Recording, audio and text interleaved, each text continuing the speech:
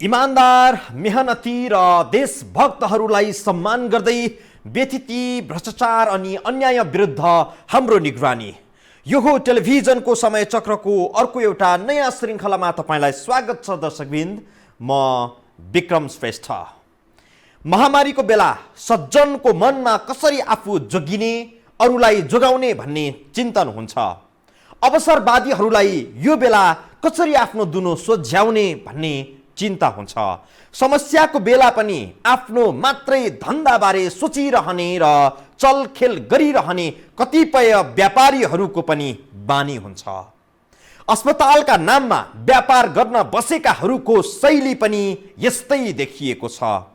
Corona महामारीको सन्तासमा ठाडै ज्वरो आएका बिरामीको उपचार गर्दैनौ भन्ने काठमाडौँको भरोसा अस्पताल अहिले त आफ्नै कर्मचारीको पाकेको तलब पनि नदिई धनी हुने सपना बुन्न थालेको छ।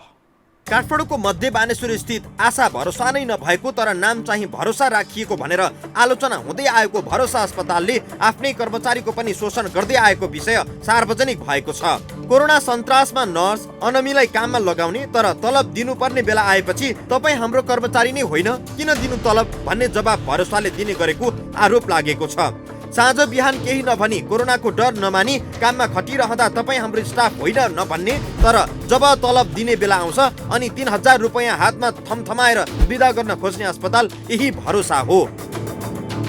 मैले चाहिँ 3000 पाएँ सर है। अब यो भन्न पनि एकदम लाजो मर्नु खालको स्यालेरी छ। कतिसम्म डोमिनेट भएर काम गर्नु परेको थियो होइन। उसले चाहिँ 4800 पाए अरे। उसको चाहिँ मभन्दा अराउन्ड 7-8 डे चाहिँ अगाडि आएको भएर चाहिँ उसले त्यति पाएछ। यो टेलिभिजनको सम्पर्कमा आएकी एक स्टाफ नर्सले भरोसाको बेइमानी सार्वजनिक गर्ने हिम्मत गरेकी छिन्। मैले चाहिँ भरोसा हस्पिटलमा काम गर्थेँ अनि त्यहाँ चाहिँ मैले 1 महिना 2-4 दिन बढी काम गरेँ होइन सर। अनि मैले आफ्नो स्यालेरी माग्दाखेरि चाहिँ तपाईँ स्टाफ हुनुभएको छैन भनेर चाहिँ मलाई त्यो जवाफ दिनुभयो कि। अनि मैले मेरो स्यालेरी पाइनँ। 1 हप्ताका लागि स्वयंसेवकको रूपमा राख्ने, 1 हप्तापछि पनि स्वयंसेवा सकियो पनि नभन्ने, काममा पनि जोताइरहने अनि तलब पनि नदिने, अनि तलब पनि दिने बेलामा तपाईँ हाम्रो कर्मचारी होइन भन्दै 3000 रुपियाँ दिएर 1 महिनाको तलब आफै खाने दाउ भरोसाको देखिएको छ। यी नर्सले अस्पतालमा गरेको हाजिरी पनि हेर्नुहोस्, कर्मचारी पनि नमान्ने अनि हाजिरी गर्न चाहिँ किन दिइएको होला। घर परिवारको दबावको पर्वाह नगरी कोरोनाको आतंकका बीच बिरामीको सेवामा खटिएका स्वास्थ्यकर्मीमाथि भरोसाले आर्थिक शोषण नै गर्न खोजेको जस्तो देखिन्छ। नभए 1 महिना भन्दा बढी समय काम गरिसकेपछि तलब दिँदैनौ भन्ने कति ठुलो दुस्साहस। त्यसपछि मैले स्यालेरी चाहिँ 10 गते मागेको थिएँ होइन। 10 गते माग्दाखेरि चाहिँ मैले एडमिनिस्ट्रेसनको सरलाई सर एउटा कुरा गर्नु छ, अब स्यालेरी चाहियो मलाई, महिना बितिसक्यो, स्यालेरी दिनु मलाई भनेर भन्दाखेरि उहाँले तपाईँ स्टाफ हुनुभएको छैन, तपाईँलाई हामी स्यालेरी दिँदैनौँ भनेर भन्नुभयो। अनि मैले तपाईँलाई भनिदिइहालेँ नि, लामो समय चाहिँ हामी राख्दैनौँ। 1 हप्ता 10 दिन पनि राख्दैनौँ हामीले। कहिलेकाहीँ त आउँदा दिन पनि कुनै स्टाफ त भोलिडुम बनाउँछौँ।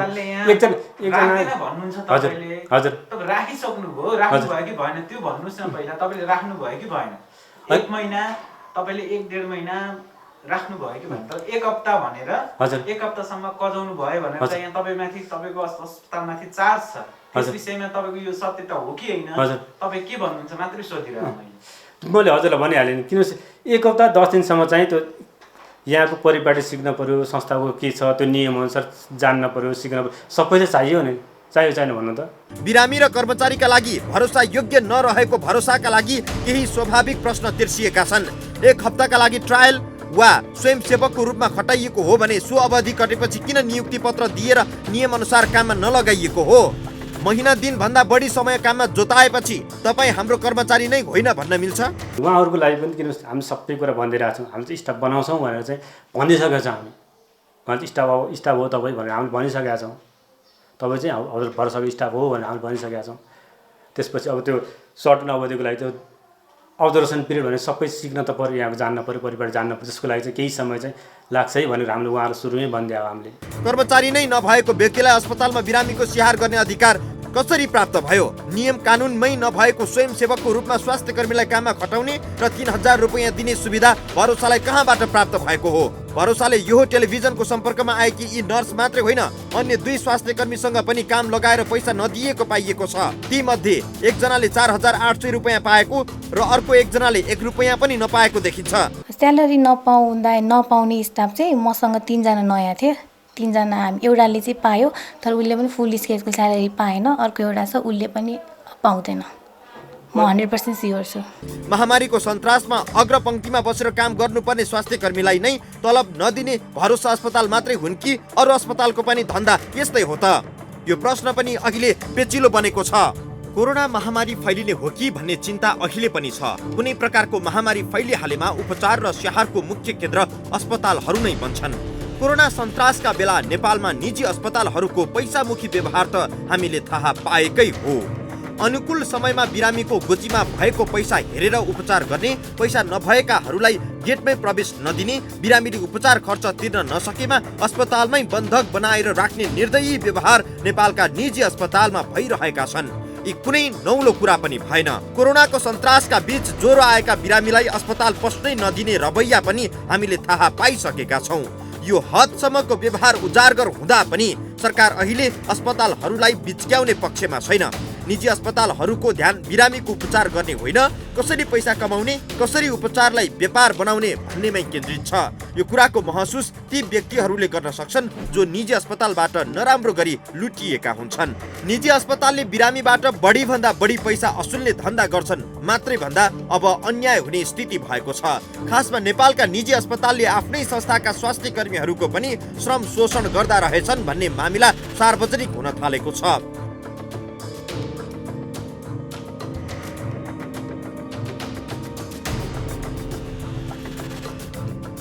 जसले आफ्नो संस्थालाई विकास र प्रगतिको पथमा लैजान्छन् तिनै कर्मचारीको शोषण गर्ने अस्पतालहरू अरू पनि छन्।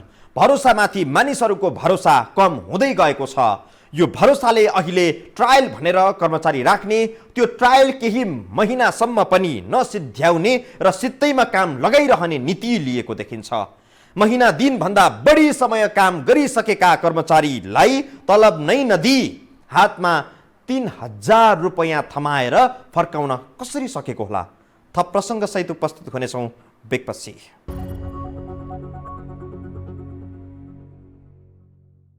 काठमाडौँको मध्य बानेश्वर स्थित भरोसा अस्पताल बेला बेला विवादमा आइरहने अस्पताल हो। केही हप्ता अघिसम्मको अवस्था वर्णन गर्ने हो भने यो अस्पतालले ज्वरो आएका बिरामीको उपचार गर्दैनथ्यो, किनभने कोरोना भाइरसको संक्रमणका कारण ज्वरो आएको पनि हुन सक्छ। यदि कोरोना संक्रमण भएका बिरामीको उपचार यो अस्पतालले गर्यो भने अरू बिरामी यस अस्पतालमा जाँदैनन् र अस्पताल जे उद्देश्यका साथ खुलेको हो त्यो पुरा हुँदैन भन्ने थियो।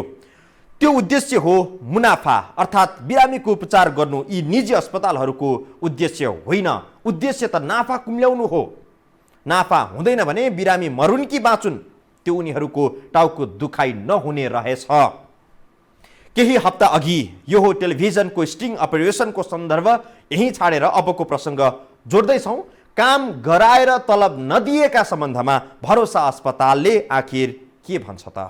भरोसा अस्पताल पटक पटक विवादमा पर्दै आएको छ। अनुकूल समयमा लाभ लिने, प्रतिकूल समयमा स्वास्थ्य सेवाबाट पन्छिने अस्पतालहरूमा भरोसाको नाम पनि छ। काठमाडौँमा कोरोना संक्रमणको ठुलो डर त्रास नभए पनि ज्वरो आएका बिरामी नै नलिने अस्पतालहरूमा भरोसा पनि हो।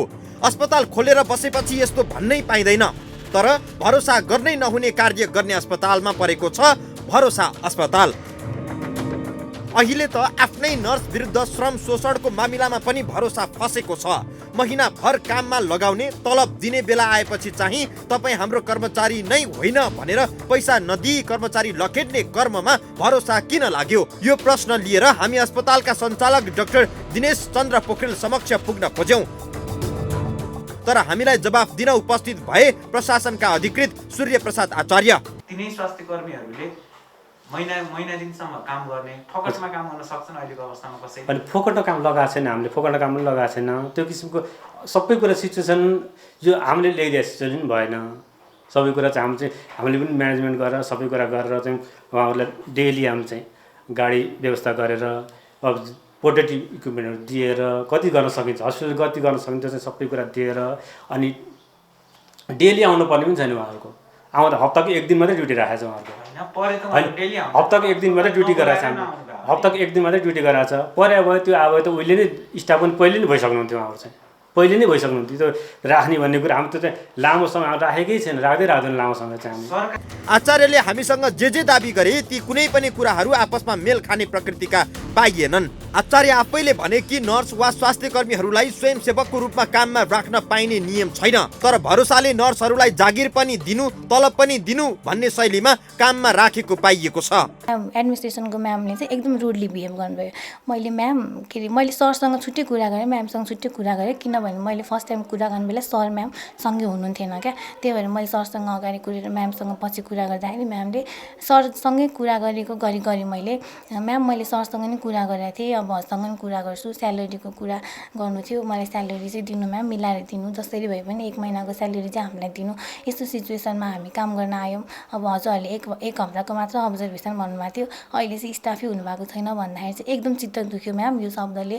तर हामीलाई स्यालेरी चाहिँ जसरी पनि दिनु, 1 महिनाको दिनु भन्दाखेरि म्यामले मेरो इच्छाको कुरा हो, म तपाईँलाई स्टाफ जहिलेसुकै बनाऊँ मेरो मर्जीको कुरा हो, म 1 महिनामा स्टाफ बनाऊँ कि 2 महिनामा स्टाफ बनाऊँ कि 3 महिनामा स्टाफ बनाऊँ मेरो इच्छाको कुरा हो, मलाई मन लाग्यो बनाउँछु, मन लाग्यो बनाउँदिनँ भनेर एकदम रुडली बिहेभ गर्नुभयो कि। तर त्यो त तरिका होइन नि त सर। आचार्यले नयाँ कर्मचारीहरूको हकमा छोटो समयका लागि ट्रायलमा राख्ने, उनीहरूको काम हेर्ने र त्यो अवधिमा तलब नभएर गाडी भाडा चिया खाजाको रूपमा पकेट मनीको रूपमा केही पैसा दिने गरिएको बताए। आचार्यका अनुसार लकडाउनको समयमा काममा आएका नयाँ कर्मचारीहरूले पनि साबिक पाउँदै आएको प्रतिदिनको 100 रुपैयाँमा 100% वृद्धि गरेर 200 रुपैयाँ बनाइएको जानकारी दिए। अर्थात् यो 200 रुपैयाँ पनि छोटो समयका लागि मात्रै हो। भोलिन्टियर पुरै फ्रीमा चाहिँ हामीले कहिले पनि काम गर्न आएको छैनौँ। हामी चाहिँ के छ सर्ट नअवधिको लागि चाहिँ हामी चाहिँ त्यो आएको ड्युटी वाइजको चाहिँ हामी चाहिँ पैसा दिने गरेको छ। यो चाहिँ स्टाफको चाहिँ छुट्टै हुन्छ, स्टाफ नहुने बेलासम्म चाहिँ के हुन्छ हाम्रो स्टाफ वाइज चाहिँ हामी चाहिँ आएर ड्युटी गरेको कुन ड्युटी काम गरेको छ त्यसको चाहिँ हामी चाहिँ पैसा दिने गरेको छ। भोलिन्टियर गर्नेको चाहिँ पर ड्युटीको चाहिँ हामी चाहिँ अर्को नर्मल अवधिमा चाहिँ 100 रुपियाँ दिने गरेको थियो हामीले। 1 हप्ता 10 दिन त्यो राख्दाखेरि चाहिँ किनकि उहाँ आइसकेपछि चिया खानुपर्छ, खाजा खानुपर्छ, गाडी चल्नुपर्छ, त्यो गरेर अहिलेको चाहिँ यो चाहिँ लकडाउनको अवधिमा चाहिँ हामीले चाहिँ केही नभए पनि हामीले त्यसको डबल गरेको छ हामीले अहिले 200 गरिदिएको छ हामीले। ट्रायलमा रहेका कर्मचारीहरूले 1 हप्तामा 1400 रुपैयाँ पाउने आचार्यको भनाइ पुष्टि हुन्छ।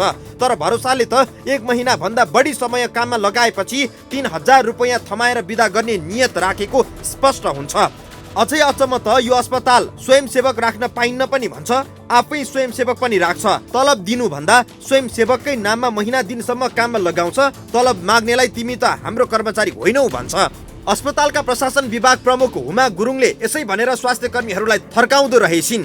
अस्पतालको कर्मचारीको रूपमा स्वीकार नगर्ने हो भने महिना दिनसम्म कसैलाई किन अल्झाएर राख्नु, काम गरिसकेपछि तलब पनि नदिनु र उल्टो मन लागे कर्मचारी बनाउँछौ मन नलागे बनाउँदैनौ पनि भनिदो रहेछ। जो कोहीलाई पनि कति महिनामा कर्मचारी बनाउने वा बनाउँदै नबनाउने भन्ने सबै आफ्नो मात्रै अधिकार रहेको गुरुङले भन्दिरहेछिन्। कर्मचारीका रूपमा कसैलाई नियुक्त गर्ने वा नगर्ने भन्ने अस्पतालको अधिकार हो, यो कुरामा विवाद छैन। तर महिना दिन भन्दा बढी काम गरिसकेपछि तलब पनि नदिने, कर्मचारीको रूपमा पनि स्वीकार नगर्ने र उल्टो जागिर पनि दिनु तलब पनि दिनु भन्दै हप्काएर पठाउने दादागिरी भरोसा अस्पतालको देखिन्छ। स्वास्थ्य कर्मीको श्रम शोषण गर्ने र जसो जसो गर्दा आफ्नो मात्रै हित हुन्छ त्यसै गर्ने साहस भरोसालाई कहाँबाट आएको होला? यो तथ्य हामीले खोतल्दै जाँदा केही खास मामिला प्राप्त गरेका छौं।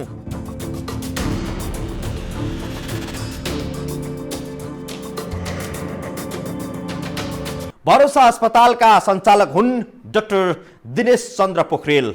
अस्पताल चलाएर मनोमानी गर्ने हिम्मत डाक्टर पोखरेललाई प्राप्त हुने कारण चाहिँ उनको पृष्ठभूमि रहेछ। नेपाल प्रहरी अस्पतालका पूर्व प्रमुख रहिसकेका पोखरेल तलब सरकारबाट बुझ्ने, सेवा आफ्नो निजी अस्पतालमा गर्ने भनेर पहिलेदेखि नै विवादमा पर्दै आएका रहेछन्। यो प्रसङ्गसहित आउनेछौँ ब्रेकपछि।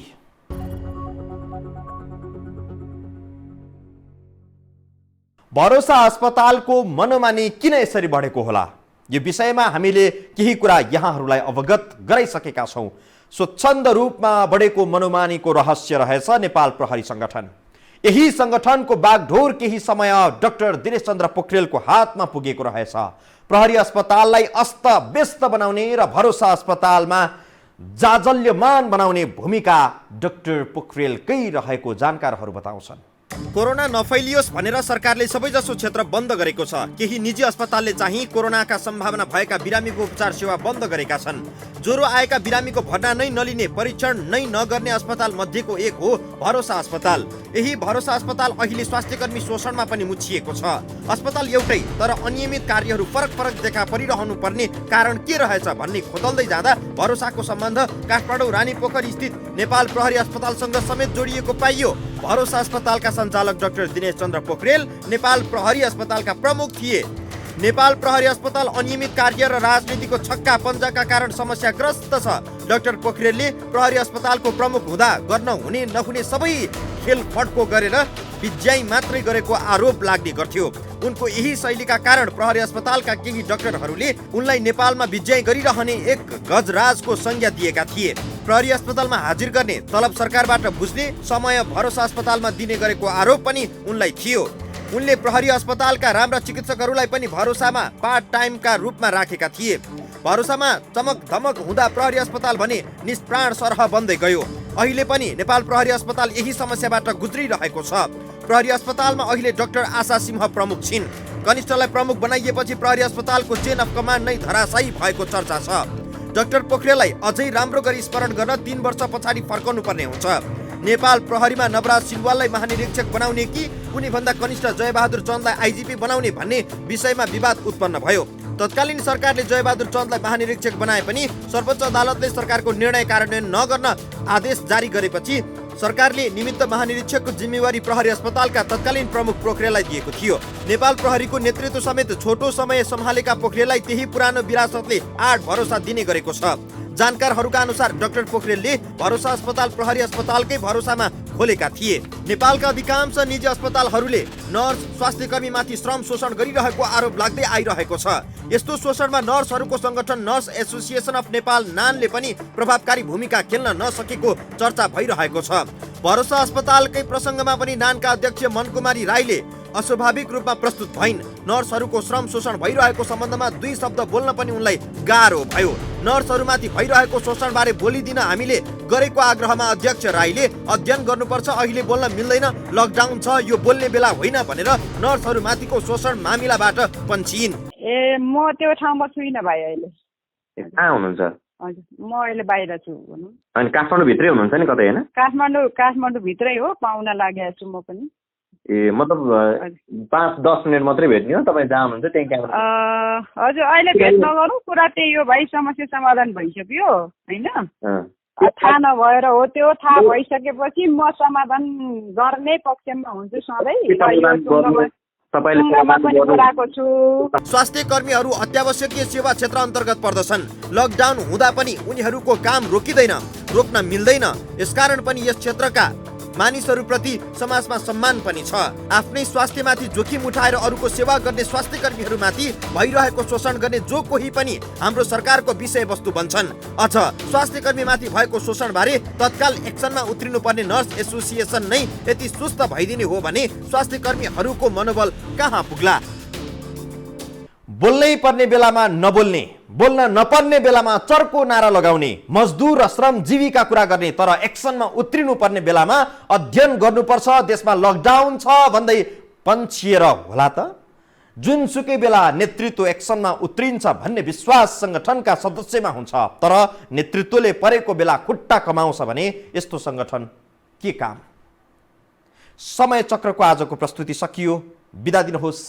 नमस्कार।